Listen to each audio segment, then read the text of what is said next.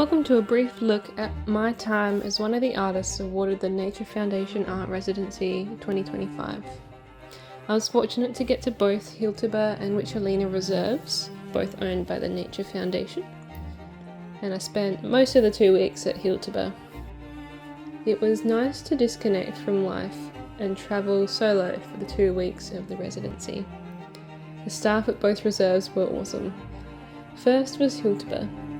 Every day I experienced different parts of the property through different four-wheel drive tracks and various unmarked tracks as well, accessing parts of the property that aren't often seen.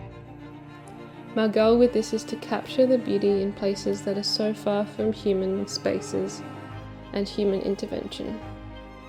I set up my painting tripod and made some en plein air paintings during my time at Hiltuba, studying the raw colours and shapes in front of me without a digital lens, capturing the true colours to bring back to the studio and use for my exhibition artworks.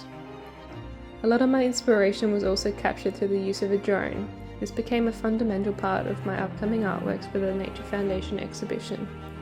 This allowed me to view the landscape from above and view parts of the property that aren't accessible by car or foot. This gave me a whole new perspective. It emphasised the shapes, patterns, colours in the rocks that have corroded over millions of years. I became really fascinated with how the rocks created compositions naturally. To me, they already look like finished artworks. The lines and shadows already look like planned out compositions. My job is to capture these and present them through my chosen medium, which is paint. I'm just the messenger, sharing these natural artworks with an audience.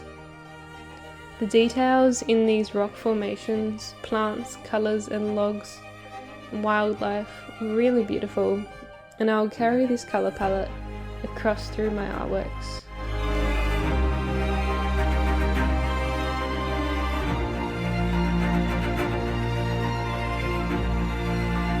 It was amazing to be surrounded by such an abundance of fauna and flora.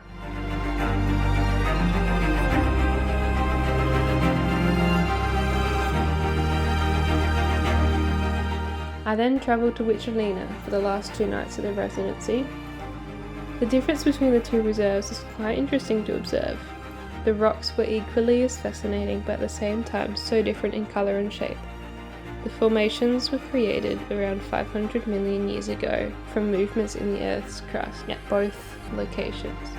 But in particular, at Witchelina, the ridgetops that are reminiscent of spikes on the back of a bearded dragon were quite fascinating.